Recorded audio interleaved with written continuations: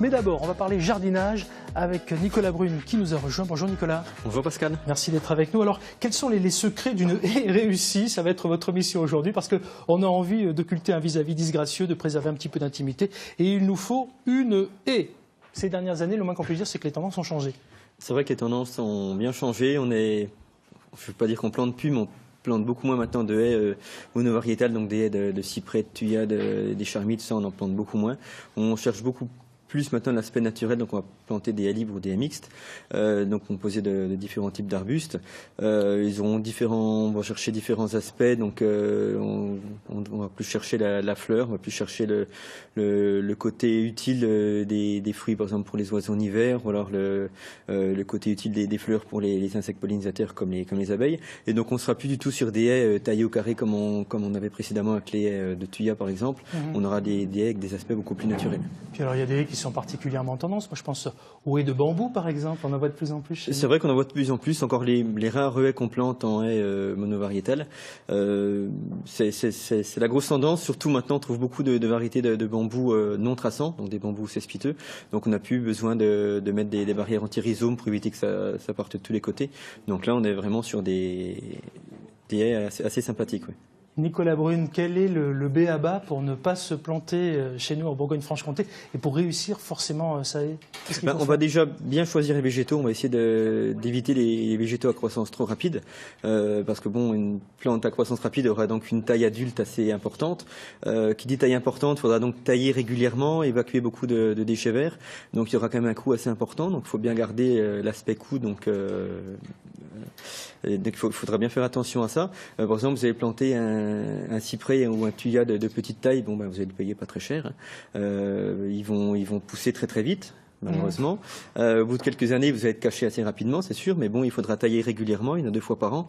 Et on a souvent tendance à se laisser envahir, et donc on ne peut plus tailler, on est obligé de faire appel à des professionnels.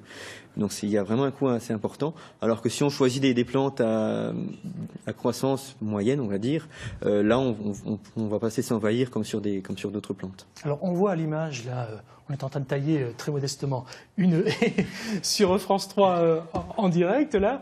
Qu'est-ce qu'il faut finalement pour réussir sa haie chez nous en Bourgogne-Franche-Comté? Après, il y a des petites choses à bien savoir. Par exemple, il faut mixer les plantes quand on cherche, quand on va faire une haie libre. Donc il y a une règle qui veut qu'on va donc mettre un tiers persistant, donc des Photinia, des Lauriers du Portugal, 2 tiers plantes caduques, donc ils vont donc perdre leurs feuilles. Donc après on va mettre des Forsythia, des groseilliers fleurs. Il y a vraiment différentes choses qu'on peut utiliser. Ou 1/5, 4/5. Donc ça, après, c'est une règle. Donc on la respecte ou on ne la respecte pas. Normalement, on essaie de la respecter. Et également, une règle également, par exemple, si on fait une haie, on va mettre 20 plantes, on ne va pas mettre 20 plantes différentes. On va faire des rappels pour vraiment avoir quelque chose de naturel dans cette haie. Allez, une dernière astuce, c'est vraiment le truc. France 3, 9h50 le matin, en direct à quasiment 10h19. Quelles sont les astuces pour bien planter sa haie? Rapidement, Nicolas Brune. Après, il y a déjà des distances à respecter. Donc, on va se mettre, si on fait une haie de moins de 2 mètres de haut, on va être à 50 cm de la limite de propriété. Si on a plus de 2 mètres, on va se mettre à 2 mètres de la limite. Donc, ça, c'est des distances à respecter par rapport au voisinage ou par rapport si vous avez un mur ou une habitation pas très loin. On va pas trop serrer également les plantes parce que si vous serrez trop, au bout de quelques temps, elles seront trop serrées au niveau des racines. Il y a des plantes qui vont finir par dépérir. On aura une haie qui sera pas très régulière, donc ce sera pas très esthétique. Bon, vous reviendrez parce que la taille de la haie, c'est vraiment un autre sujet, un vaste sujet. On en reparlera évidemment sur France 3 à 9h50 le matin. Mais là, on va justement s'intéresser aussi à un sujet qui agite beaucoup les jardiniers. Je parle sous votre contrôle. Si je vous dis la pyrale du buis. C'est un très très gros problème. Voilà, c'est un très très gros problème. C'est un papillon qui fait des ravages dans les buis, la pyrale. Nous étions en plein été avec les caméras de France 3 et nous avons suivi une expérimentation en Saône-et-Loire pour tenter de venir à bout de ces petites chenilles qui font des ravages. Regardez avec nous. Il grouille de partout. Depuis des semaines, les habitants de Saône-et-Loire sont entrés en guerre contre la pyrale du buis. La chenille à la voracité monstre de ce papillon de nuit a envahi la région.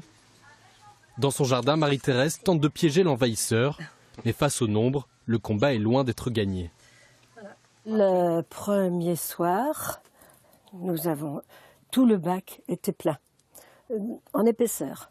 En plus des pièges artisanaux, Marie-Thérèse a bien traité son buis qui a été épargné. Regarde, les branches sont restées belles, longues. C'est encore une jolie haie. Mais ce n'est pas le cas partout. Un peu plus loin, au parcours santé de la commune de Fontaine, le maire constate l'ampleur du carnage. Si je regardais dans le détail, malheureusement, on est dans du bois mort. Le risque majeur nous a toujours un peu effrayés, c'est le risque de l'incendie. Quand on regarde l'environnement de buis complètement desséché, ici on est au nord de la colline. La colline, c'est quand même un volume, un espace assez important. Si jamais le feu se met là-dedans, on aura une colline complètement incendiée. La coupable, c'est elle, la chenille de la pyrale. Sachant que chaque papillon peut pondre jusqu'à 2000 œufs, le maire a sa méthode pour les exterminer. Une surface blanche, une lampe puissante pour attirer l'ennemi à la nuit tombée, un aspirateur industriel, l'arsenal de guerre est prêt. Le maire est convaincu que ce dispositif peut venir à bout de la pyrale si tout le monde l'utilise. Ça n'a d'intérêt, cette action-là, que si elle n'est pas que fontenoise. Si toutes les communes de Saône-et-Loire prennent le taureau par les cornes et font la même chose que nous. Quand on voit la densité de papillons qu'on a autour de nous, c'est pas nous, pauvres Fontenois, qui allons régler le problème. Ce matin, Jean-Claude Grèce a présenté aux élus départementaux sa solution d'éradication. Si elle n'a pas été adoptée, ils se sont tous accordés pour constater l'urgence de la situation. Je pense que la solution qu'il préconise est intéressante parce qu'elle n'est pas nuisible en termes environnementaux. Et je compte notamment sur l'expertise nationale pour faire en sorte qu'on puisse préconiser des solutions immédiates. Des études sont en cours à l'Institut national de recherche agronomique pour déterminer la meilleure solution pour combattre la pyrale. Nicolas, une réaction sur cette pyrale, vous le jardinier? C'est vraiment un grand fléau, que ce soit dans les jardins particuliers, dans les châteaux, à l'état naturel. C'est vraiment un gros problème et on ne sait pas comment ça va se terminer. Allez, on oublie les problèmes, on a des solutions pour vous. Allez faire un petit tour sur France 3 pour, par exemple, découvrir quelques trucs et astuces. Et puis restez avec nous parce que je voudrais vous faire découvrir un hebdomadaire sur le Doubs et le territoire de Belfort. Thibaut Périnet, bonjour. Bonjour. Vous êtes le directeur de Terre de chez nous. C'est le journal de la ruralité qui sort chaque vendredi, c'est ça ? Exactement, donc c'est un journal qui existe depuis plusieurs dizaines d'années et puis qui a vocation à présenter de manière positive les curiosités et puis les points forts et les points faibles de notre ruralité sur le Doubs et le territoire de Belfort. Pour bien qu'on comprenne, parce que peut-être qu'il y en a parmi nous qui se disent « mais moi je le reçois, mes versions professionnelles », il y a en fait deux cahiers, il y a un volet agricole professionnel et le volet grand public qu'on vient de voir à l'image. Exactement. Historiquement, donc notre journal a été créé il y a 70 ans par les agriculteurs et pour les agriculteurs, donc une presse professionnelle qui aide les agriculteurs à suivre l'actualité, l'économie, la réglementation. Et puis une quinzaine d'années de cela, donc on a souhaité s'élargir au grand public pour montrer ce que c'est que le métier, puis montrer aussi que la campagne du Doubs et du territoire de Belfort, c'était autre chose que l'agriculture, et puis présenter tout ce qui peut être positif sur nos deux beaux départements. Moi j'aime beaucoup parce que en fait vous faites bouger les campagnes. On a vu la une par exemple avec des pompiers qui se préparent pour éteindre des feux dans le sud. Alors c'est peut-être plus tout à fait d'actualité parce qu'on a eu beaucoup de pluie ces derniers jours, mais il y a quand même 3 petits portraits à l'intérieur qui sont très intéressants. Oui, tout à fait. Donc les agriculteurs de Doubs qui se préparent au feu de forêt, principalement donc pour partir dans le sud, comme vous l'avez dit. C'est vrai que le stage très intensif visiblement qui a été mis en place se fait donc après la période des grandes chaleurs cet été. Et donc on a suivi, donc Clément Perrault, notre journaliste, a présenté un exercice qui a été suivi par ces pompiers. Donc comme on le voit, dire beaucoup de professionnalisme, beaucoup de pêche. Mais évidemment, dire des choses peut-être très marginales à faire évoluer. Donc un article plutôt de terrain et assez intéressant, oui. Et puis il y a aussi l'aventure sur votre territoire à Belfort, avec 3 siècles d'aventure industrielle, notamment, et ça aussi on peut le découvrir dans la terre de chez nous. Oui, tout à fait. Un article sur une exposition, donc le 3 siècles d'aventure industrielle dans le territoire de Belfort. C'est une exposition qui a été mise en place par les archives départementales du territoire, avec l'aide de mécènes industriels comme privés. Et puis, donc là, on est vraiment moins forcément sur du côté rural, mais il y a un tel terroir industriel sur ce département que ça nous paraissait intéressant de suivre cette exposition. Oui, cette épopée, en tout cas Alstom. Je parlais d'épopée parce que Alstom notamment, c'est le patrimoine bâti et c'est aussi l'histoire des hommes avec un certain paternalisme. À l'époque, dans les entreprises, c'était comme ça. Voilà, Alstom, initialement, donc en 1871, l'Allemagne reprend l'Alsace. Des patrons alsaciens, donc qui souhaitaient pas se couper de la France, descendent sur le territoire de Belfort. Et c'est comme ça que l'ancêtre d'Alstom est né et s'est implanté dans le territoire de Belfort. La terre de chez nous, 1,50 €, c'est chaque vendredi un hebdomadaire sur le Doubs et sur le territoire de Belfort. J'espère que vous parlerez de 9h50 le matin. Vous parlez que de l'info positive, Thibaut Périnet. Avec plaisir. Je compte sur vous, c'est noté. Merci Thibaut Périnet. Allez, puisqu'on est dans le plaisir, on va y rester avec Amélie Doué qui est dans Lyon, puisque vous le savez, dans 9h50 le matin, on aime comme ça partir en Bourgogne et en Franche-Comté. Nous sommes en Bourgogne, dans Lyon, avec un descendant d'un chevalier un peu particulier qui a passé une partie de sa vie en femme et en homme, c'est ça Amélie Doué? C'est ça, Pascal. Et nous, on a basculé de pièces et donc nous sommes passés en Angleterre. Où le chevalier Déon a œuvré. Il était très ami avec la reine et ça lui a beaucoup servi. Oui, alors en réalité, à la fin de la guerre de 7 ans que nous avons perdue, Louis XV estime que Déon a été son meilleur ministre secret et le meilleur officier de la guerre de 7 ans. Il lui donne le fanion de son trompette avec laquelle il a fait toute la guerre.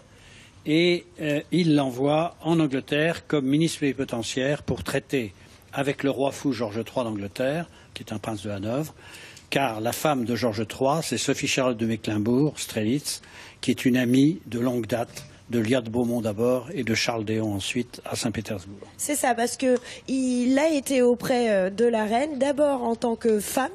Oui, 9 mois comme agent secret, si on veut, comme ministre secret, et ensuite 3 ans comme ministre plénipotentiaire, faisant fonction d'ambassadeur. Alors, tout le monde a été dupe, mais pas la reine. Elle savait que Lia était un homme. Était un homme, oui. Elle s'en est vite rendu compte? Oui, très vite, parce que comme il était sa lectrice, il s'est endormi quelquefois dans le lit de la tsarine, et évidemment, la tsarine avait bien compris que c'était un garçon.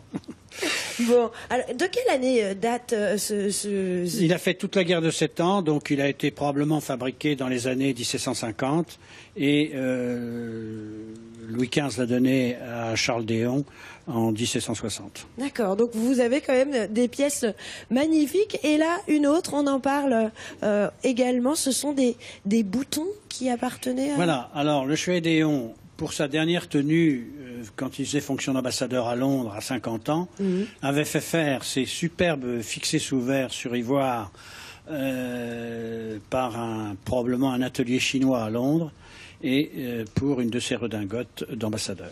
Et ça ne vous appartient pas, c'est la ville de Tonnerre? Non, ça c'est la ville de Tonnerre qui me les a prêtés pour mon exposition depuis 3 ans. Parce que la ville de Tonnerre est aussi fière de son chevalier Déon et possède... Les Tonnerrois sont en général très fiers du chevalier Déon et la municipalité, en tout cas l'actuelle et certaines des précédentes, étaient très favorables à ce qu'on fasse du chevalier Déon le grand homme de Tonnerre. Le lycée de Tonnerre s'appelle lycée chevalier Déon. Il nous reste à peine 30 secondes pour parler de la fin de la vie de ce pauvre chevalier Déon qui est toujours en Angleterre. Donc. Alors voilà, il est considéré comme émigré, tous ses biens sont vendus, il est ruiné et pour survivre, il crée un cirque pour donner des démonstrations d'escrime. Il a 62 ans et là c'est le combat le plus connu du chevalier Déon. Il combat le chevalier de Saint-Georges, qui était un mulâtre, fils du marquis de Boulogne et d'une esclave noire, et qui a écrit des opéras d'ailleurs. Il a une rue à Paris à côté de la Madeleine. Et Déon, bien sûr, le bat. Et l'homme qui préside le combat, c'est le prince de Galles. C'est à cause du prince de Galles que Déon reste habillé en femme en Angleterre, car le roi fou est persuadé que son fils est le fils du chevalier Déon. Mais comme il est en femme, il ne peut pas dire que le père de son fils, c'est une chevalière. Bon, bah ça, vous pourrez, Pascal, en parler avec le sexologue. Nous, on arrête là nos petites anecdotes, mais n'hésitez pas à rendre visite à Philippe Luit, qui est une mine d'anecdotes. Le musée du Chevalier Déon est ouvert jusqu'au 11 novembre, du 1er avril au 11 novembre. Oui, et le reste du temps sur rendez-vous. Et le reste du temps sur rendez-vous. Nous, on continue, on a plein de petites anecdotes à faire en privé. Très très bien, très très bien. Merci Amélie Doué. Demain, vous serez à nouveau dans le pays iconé, à Argentenay, pour nous faire découvrir une forêt un petit peu particulière. Il paraît qu'il y a des géants verts là-bas.